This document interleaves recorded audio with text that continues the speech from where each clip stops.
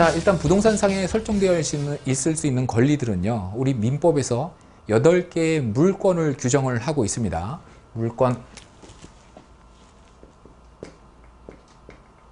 물권이라는 것은 물건을 직접적으로 지배하는 배타적인 권리다, 이렇게 얘기를 하고 있는데요. 말이 좀 어렵고요. 그 의미까지 깊이 아실 필요는 없고, 일단 이렇게만 생각을 하십시오. 강력하다. 그리고 그 물건에 대한 권리이기 때문에 일단 물건을 어떤 부동산, 뭐 아파트가 됐든 토지가 됐든 공장이 됐든 그 부동산에 대해서 물건을 확보한 이후로는요, 소유권이 10번, 20번, 100번 넘어간다고 하더라도 그 물건에는 아무런 영향도 받지 않는다. 이런 권리가 바로 물권이라고 보시면 되고요. 물권은 법정주의라고 얘기를 해서 우리 민법이 규정하고 있는 8개 외에는 당사자, 우리 개인, 사인 간의 협의로도 당사자 간의 약정에 의해서도 새로 창설하거나 소멸시킬 수 없습니다. 어떤 것들이 있는지 볼게요. 일단 물건의 본권이라고 해서요, 그 물건 본질에 관한 권리다라고 하고요. 여기에는 소유권과 점유권이 있습니다. 소유권은 여러분들이 일반적으로 아는 그 소유권 맞습니다. 우리가 부동산 중개사무소에서 매매 계약을 체결하고 아파트를 샀다라는 얘기는 그 아파트에 뭘 산 겁니까? 바로 이 소유권을 사는 거죠. 소유권을 취득하는 거고요. 부동산 경매로 취득하는 것 역시 소유권을 취득하는 겁니다. 그래서 소유권은 원칙적으로 권리 분석의 대상은 아니다라고 보셔도 무방합니다. 이거를 사는 거니까요. 그리고 우리가 다른 경매책이나 뭐 경매 강의에서 많이 거론되지 않는 게 점유권이라는 것이 있는데요. 많이 좀 이 권리에 대해서 터부시한다고 그래야 되나요? 다루질 않고 있는데 상당히 중요한 권리입니다. 그 부동산을 낙찰받고 잔금을 치르면 소유권을 취득을 하게 되는데요. 이때 소유권을 취득을 했다는 건 이 점유권에 있어서는 점유의 권원을 취득하는 겁니다. 그러니까 점유권을 가질 수 있는 원천을 취득하는 거지, 이 소유권을 취득했다고 해서 점유권까지 당연히 나한테 넘어오는 것은 아닙니다. 무슨 얘기냐면 낙찰받고 전 소유자 또는 임차인들이 나가지 않게 되면은요, 강제로 못 내보내죠. 왜 못 내보내냐 하면 그 사람들이 점유권을 갖고 있기 때문입니다. 이것도 우리 민법에서 규정하고 있는 아주 분명한 물권이고요. 이 점유권의 권원인 소유권에 기해서 점유권까지 회복을 하려면요, 협의를 해서 내보내거나 아니면 법원에 인도명령 신청을 해서 강제 집행을 하는 방법이 있습니다. 어쨌든 낙찰받고 그냥 밀어낼 수는 없다라고 보시면 되고요. 그 다음에 담보권이 있습니다. 담보권이라는 거는 받을 돈을 담보하는 거죠. 그죠? 우리 민법에서 규정하고 있는 거는 일단 유치권이 있고요, 질권이 있고요, 그 다음에 저당권이 있습니다. 요거는 담보권입니다. 자, 유치권이라는 거는 물론 강론에서 더 깊이 있게 살펴보겠습니다만, 첫 시간에서 유치권이라는 거는 이 부동산에 관하여, 꼭 부동산이 아니어도 됩니다. 뭐 동산이어도 상관없습니다. 이 물건에 관하여 받을 채권이 있고요. 그 채권을 변제받을 때까지는 이 부동산을 꽉 쥐고 누구한테도 넘겨주지 않을 수 있는 권리, 다시 말해서 유치할 수 있는 권리입니다. 계속 유치하고 있을 수 있는 권리, 그것이 유치권이고요. 자, 질권이라는 거는 담보권입니다. 돈을 빌려주면서 돈을 안 갚을 때를 대비해서 그 물건을 내가 갖고 있는 거죠. 그런 의미에서는 저당권과 같다고 보면 됩니다. 은행에서는 돈을 빌려주면서 꼭 은행만 저당권을 잡을 수 있는 건 아닙니다. 일반 개인도 잡을 수 있지만 대부분 은행이니까요.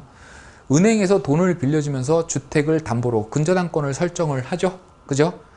요것도 역시 돈을 빌려주면서 돈이, 원금이, 이자가 상환되지 않을 때를 대비해서 그 물건을 잡아두는 겁니다. 그러면 저당권과 질권의 용도는 같네요. 그죠? 어떤 차이가 있냐 하면요, 원칙적으로 저당권이라는 건요, 등기함으로 인해서 효력이 발생합니다. 그 얘기는 무슨 얘기냐 하면 등기할 수 있는 물건을 담보로 잡을 때만 활용 가능한 권리다, 이렇게 보시면 됩니다.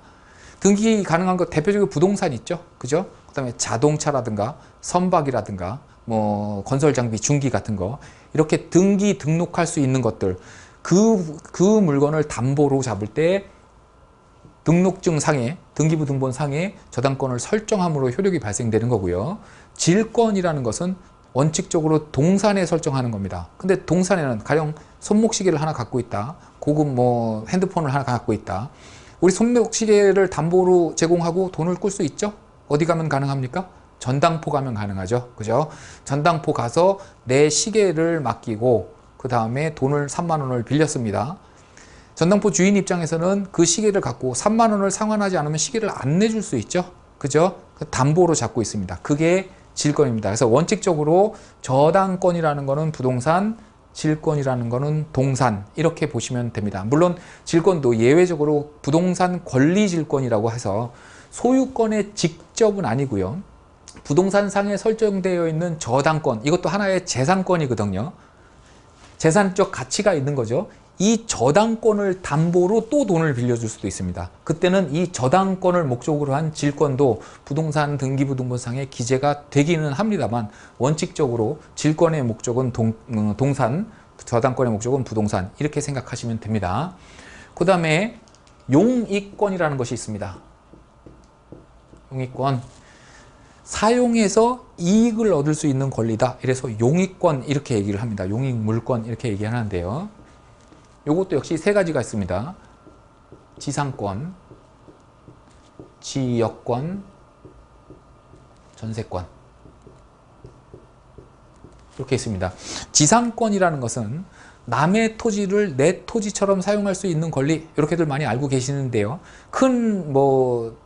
크게 잘못 알고 있는 건 아닙니다. 맞긴 맞는데요. 나중에 법정지상권 공부할 때는 조금 그게 개념이 달라질 수 있기 때문에 분명히 좀 여러분들이 기억을 하셔야 되는 거는, 지상권이라는 건 남의 토지를 내 토지처럼 사용하는 게 아니라요, 남의 토지 위에 내가 뭔가 내 물건을 소유할 수 있는 권리입니다. 그게 약간 차이가 있어요. 남의 토지를 내 토지처럼 사용하는 것과 남의 토지 위에 내 물건을 소유할 수 있는 권리, 요건 좀 개념상의 차이가 있지만 지금 당장은 이해가 안 가더라도 그렇게 좀 개념을 정리해 주시기 바랍니다. 그 다음에 지역권이라는 것은 남의 토지를 내 토지의 이익에 맞게끔 사용하는 겁니다. 이건 나한테 권리가 있는 게 아니라요, 내 토지가 갖고 있는 권리입니다. 무슨 얘기냐면 내 토지가 있고 남의 토지가 있습니다. 근데 내 토지는 도로하고 직접적으로 연결되어 있질 않아요. 그러다 보니까 건축 허가도 못 받겠죠. 그래서 도로하고 내 토지하고 사이에 있는 토지 주인한테 부탁을 합니다. 이쪽 한 켠만 내가 진입도로로 좀 사용을 해도 될까요? 라고 얘기를 좀 물어보고요. 그래서 사용을 하세요 라고 해서 그 말만 믿고 사용 승낙서를 받아서 건축 허가를 받으면 건축 허가까지는 받을 수는 있습니다. 받을 수는 있는데 만약에 그 앞에 토지 소유자가 그 토지를 제3자한테 팔게 되면은요, 새로운 소유자는 나랑 계약을 한 적이 없죠. 다시 말해서 자기 토지를 내 토지에 편익에 위해서 사용해도 좋다라고 용인한 바가 없죠. 그래서 새로운 소유자가 그 도로를 막게 되면 나는 내 집에 출입을 못하게 되는 그런 아주 불행한 결과가 발생할 수 있습니다. 반대로 내가 이 집을 또 다른 사람한테 판다. 그리고 새로운 소유자가 들어왔는데 앞에 토지 소유자가 뭐라고 얘기를 하냐면, 나는 먼저 소유자한테 사용 승낙을 해줬지 새로 들어온 당신한테는 사용 승낙을 해준 적이 없습니다 라고 또 길을 막습니다. 그러면은 아무 소리 할 수가 없습니다. 그게 사용 승낙이라는 거는 물건이 아니라, 다시 말해서 그 물건에 관한 배타적인 권리가 아니라 당사자 사이에서만 유효한 채권이기 때문에 그렇습니다. 근데 지역권을 설정을 해 놓으면요, 도로로 제공한 토지, 그 다음에 도로의 편익을 받는 토지, 양쪽 등기부 등본상에 이 지역권이 다 설정이 되고요. 이쪽 소유자가 바뀌든 이쪽 소유자가 바뀌든 어느 쪽 소유자가 바뀌더라도 그 권리는 토지 소유자한테 그대로 영향을 받는 그런 권리가 지역권이라고 보시면 되고요. 그 다음에 전세권이라는 거는 여러분들이 잘 알고 계시죠? 집, 주택 전세, 상가 전세, 공장 전세. 주로 그 상가나 공장 같은 경우에는 전세보다는 월세가 많은 건 사실입니다만, 어쨌든 남의 집을, 남의 건물을 내 건물처럼 사용할 수 있는 권리, 그게 전세권이라고 보시면 됩니다. 근데 여기서 전세권, 물권으로서, 우리 민법이 규정하고 있는 물권으로서의 전세권이라는 거는요, 효력이 등기함으로 인해서 등기됨과 동시에 발생하는 겁니다. 여러분들이 흔히 알고 있는 그 공인중개사 사무소에 가가지고 집 구하러 왔습니다. 매매신가요? 아닙니다. 전세 없어요. 그래서 있습니다 해가지고 뭐 5억짜리 주택을 4억에 전세 들어가고 그런 거 있죠. 그때 쓰는 거는 전세권 설정 계약서가 아닙니다. 임대차 계약서죠. 그죠? 그거는 거기서 말하는 전세라는 것은 월세와 구별하기 위해서 전세라고 얘기를 하는 거고요. 그렇게 작성된 거는 월세든 전세든 다 나중에 공부할 임차권에 해당이 되는 겁니다. 전세권이라는 거는 전세권 설정 계약을 하고요. 그 계약에 따라 부동산 등기부 등본상에 설정을 하는 권리가 전세권입니다. 전화를 많이 받습니다. 그래서 제가 살던 집이, 지금 살고 있는 집이 경매 나왔는데요. 이게 제 보증금을 다 받을 수 있을까요? 이러고 질문이 들어와요. 그래서 어떤 상태인데요? 그럼 제가 그 집의 전세권자인데요. 이렇게 말씀을 시작을 하세요. 그러면 저는 이 전세권으로 알아듣습니다. 당연히 그렇죠. 근데 그분은 그런 의미가 아니라 전세권 설정 등기가 아니라 월세가 아니라 전세를 산다. 이런 의미로 말씀을 하신 겁니다. 그러면 제 분석은 완전히 달라질 수밖에 없으니까요. 여러분들 분명히 여기서 좀 개념을 잡으셔야 될 게 전세권, 물건으로서의 전세권이라는 건 등기한 거고 나머지 그냥 채권적 전세라고 얘기를 하는데 월세와 구별하기 위한 전세는 임차권에 해당된다. 이렇게 보시면 됩니다.